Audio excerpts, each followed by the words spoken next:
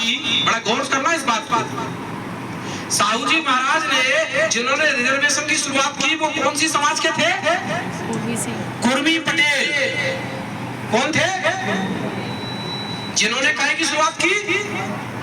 इस प्रतिनिधित्व के अधिकार की शुरुआत किसने की? कुर्मी पटेल महाराज ने, साहू जी महाराज ने। वो कौन सी समाज के थे? सभी लोग बोले कौन सी समाज के? कुर्मी पटेल। कौन से? कुर्मी पटेल। मैं बुलवा क्यों रहा हूं, इसका आरक्षण का समझ में आएगा। और दोनों लोगों ने आरक्षण का विरोध करने के लिए देश में किसको तैयार किया? सरदार वल्लभ भाई। याद करो, आरक्षण की शुरुआत कौन कर रहा है? साहू जी महाराज, जो उसी पटेल समाज के राजा हैं। और बाद में ये दोनों लोग सरदार पटेल जी को भड़काकर उसी पटेल जाति से किसका विरोध करवा रहे हैं? आरक्षण का। समझ रहे हैं आप बुद्धि कहां से आती है? आज आपका आरक्षण संविधान किसके माध्यम से खत्म करवाया जा रहा है? ओबीसी के माध्यम से। लाल सिंह आर बयान देता है ना कि जो संपन्न लोग हो गए उनको आरक्षण छोड़ देना चाहिए। तो लाल सिंह आर से भी हम कहते हैं भैया तू अपनी सीट छोड़ के देख ले एक बार। सामान सीट पर टिकट ही लेके आया, चुनाव तो हम वैसे ही जिता देंगे, पहले एक बार टिकट तो ले आ, तुझे तेरी हैसियत पता चल जाएगी। समझना पड़ेगा हमको कि एक समय पर हमारे जो देश के सबसे बड़े क्रांतिकारी राजा थे, उन्होंने रिजर्वेशन की शुरुआत की, रिप्रेजेंटेशन की शुरुआत की। लेकिन इस बात को गांधी समझ गए कि अगर पटेल समाज को ये बात समझ में आ गई, पूरे देश में फैला देंगे, तो उन्होंने सरदार पटेल जी को भड़का दिया कि तुम आरक्षण अगर ले लिया तुम लोगों ने, तो तुम तो चमार कोली भंगी बन जाओगे।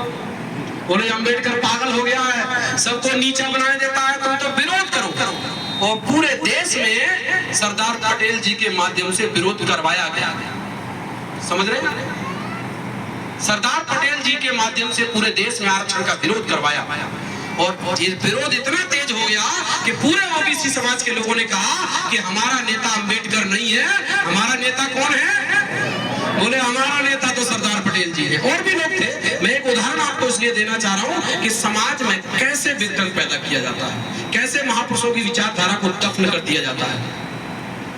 तो जब उन्होंने विरोध करना शुरू किया तो ओबीसी समाज के लोगों को उस समय आरक्षण प्रतिनिधित्व नहीं मिल पाया। लेकिन बाबा साहब ने फिर भी संविधान में ये लिख ही दिया कि आज नहीं तो कल जब सरकार, हालांकि उन्होंने सेल और बिल का अलग फॉर्मूला है, मैं कभी प्रेजेंटेशन दूंगा उस पे स्लाइड पे, तब समझाऊंगा कि सेल और में कैन कैसे तरीके से इस्तेमाल किए जाते हैं।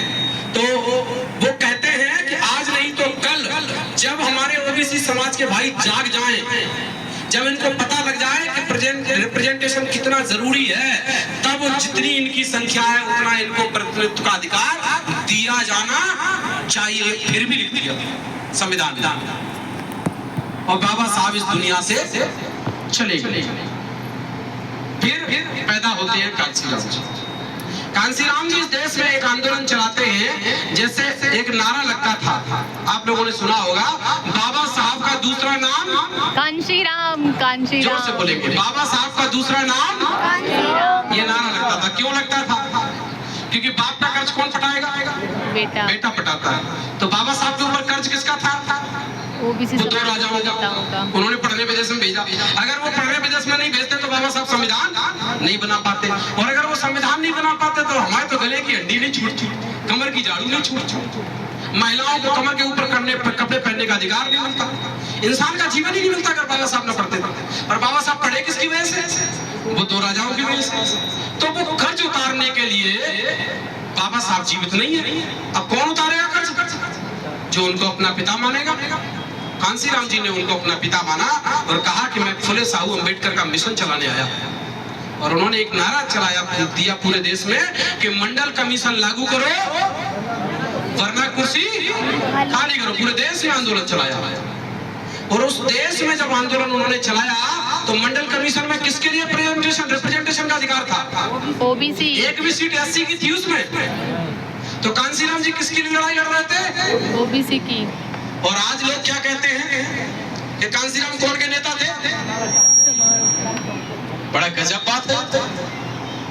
लोग कांसीराम को भी चमारों का नेता कहते हैं। और लड़ाई किसकी लड़ रहे थे वो?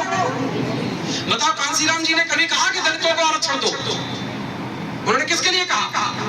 पिछड़ों को उनका आरक्षण दो, जितनी पिछड़ा वर्ग की संख्या है। उन्होंने नारा दिया कि जितनी जिसकी संख्या भारी उसकी उतनी हिस्सेदारी, और आंदोलन चलाया और सरकार को मजबूर किया।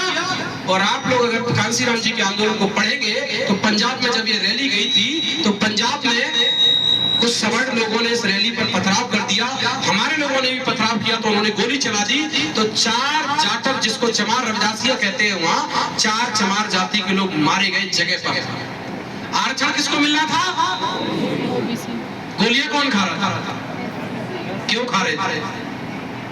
वो इसलिए खा रहे थे क्योंकि उनके बाबा के ऊपर कर्ज है पिछड़ा वर्ग के लोगों का। आज भी हमारे आज भी कई भाई कहते हैं कि पिछड़ा वर्ग नहीं सुधरने वाला। अरे भैया, बात ठीक है आप, लेकिन जब पिछड़ा वर्ग के राजा सुधरे थे तब तो आपको मौका मिला। इस आंदोलन को पिछड़ा वर्ग ने बहुत लंबे समय तक चलाया है, तो आज अगर वो नहीं चला पा रहे हैं तो आपकी जिम्मेदारी बनती है। जब तक पिछड़ा वर्ग को उसकी संख्यानुपात में भागीदारी नहीं दिला दो तब तक आप कर्ज से मुक्त नहीं हो सकते हो। ये आपके ऊपर कर्ज है, ये काम आपको उनमें जाकर समझाकर करना ही पड़ेगा। तो हम तो जाते हैं अपना कर्ज चुकाने, क्यों? क्योंकि जब तक उनको उनकी हिस्सेदारी नहीं मिलेगी तब तक वो आपके साथ आने वाले नहीं है। इसीलिए कांसीराम साहब ने कहा कि जब इनको इनकी हिस्सेदारी मिलने लगेगी तो ये साथ में आ जाएंगे। तो कांसीराम जी आंदोलन चला रहे थे मंडल कमीशन लागू करने का, तो फिर से इस देश में अटल बिहारी ने कहा यार जो तो गड़बड़ होती है, तो 2 लोगों को तैयार किया। आडवाणी ने एक यात्रा निकाली, उस यात्रा का नाम दिया मंडल बनाम कमंडल। कमंडल लेता है वैसे बाबा, साधु लोग लेते हैं ना कमंडल। तो आडवाणी साधु तो था नहीं, उसने कहा क्या किया जाए, तो उसने 2 लोगों को कमंडल दिया, याद रखना, और दोनों ओबीसी के थे। कल्याण सिंह लोधी जी उत्तर प्रदेश और उमा भारती जी मध्य प्रदेश, दोनों को कमंडल पकड़ा दिया। बोले जो देखो, पहले अंबेडकर पागल हुआ था, अब ये कांसीराम पागल हो गया, तुमको चमारकोरी बना देता है। क्या करोगे डॉक्टर, इंजीनियर, मास्टर, कलेक्टर बनके?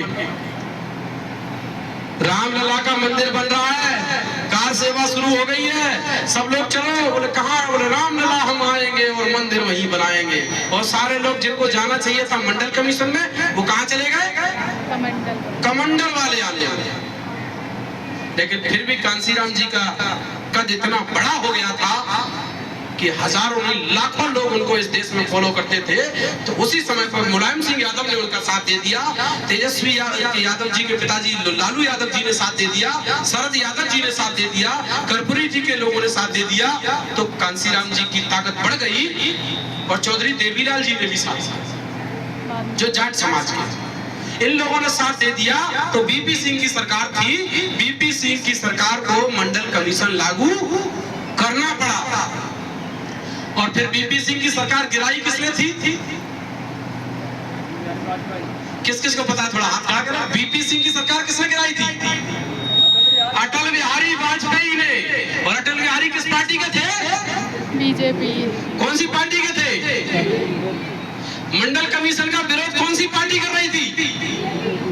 सभी लोग बोले कौन सी पार्टी कर रही थी? और आज भाई ओबीसी समाज के लोग क्या नारा लगा रहे हैं? बोले भारत सिंह समाज जिंदाबाद।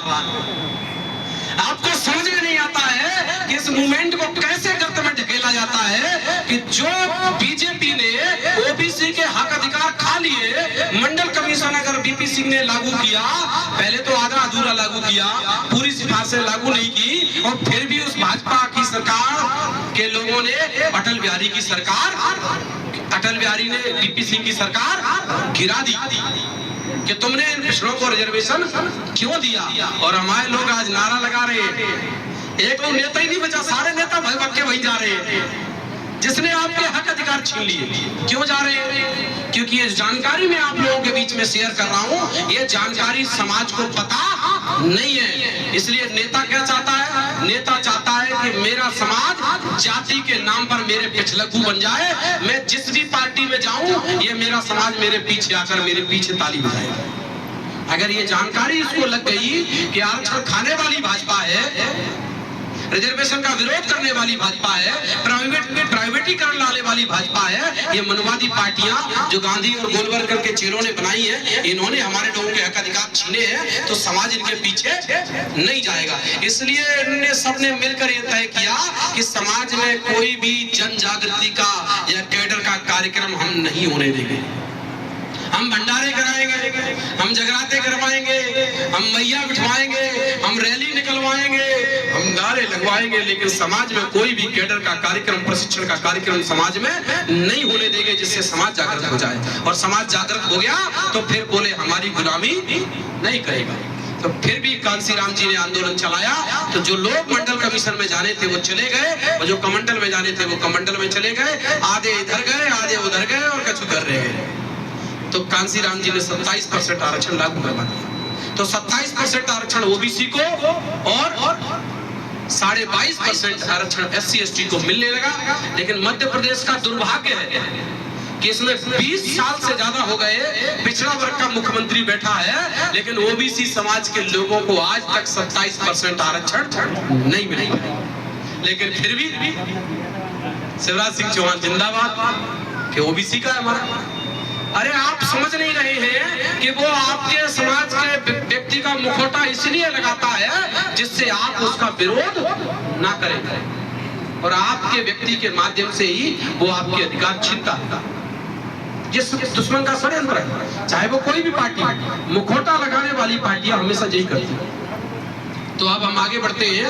तो अब ये बात मनुवादियों को पता लग गई थी कि अगर इनके लोग 49 लोग अगर नौकरियों में जाते रहेंगे, अधिकारी, कर्मचारी, डॉक्टर, इंजीनियर, मास्टर, कलेक्टर बनते रहेंगे, तो इस देश में हम इनको दोबारा गुलाम नहीं बना पाएंगे। तो उन्होंने क्या किया? जितने भी विभाग सरकारी थे जिनमें आरक्षण मिलता था, वो सारे विभागों का क्या कर दिया? प्राइवेटीकरण कर दिया।